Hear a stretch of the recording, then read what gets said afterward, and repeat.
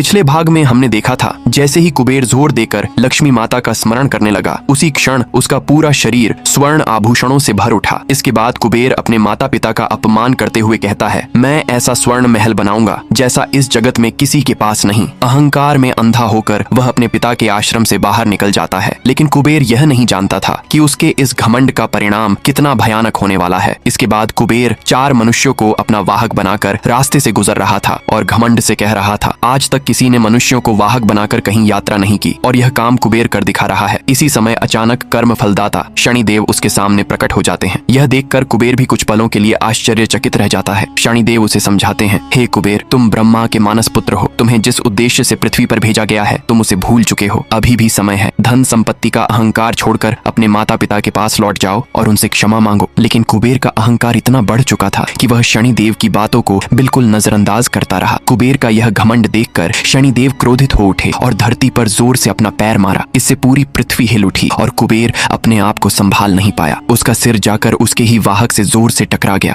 इस शक्तिशाली आघात से कुबेर की एक आंख अंधी हो गई, लेकिन अहंकार से भरा कुबेर घायल होने के बाद भी शनिदेव को कटु वचन सुनाता ही रहा।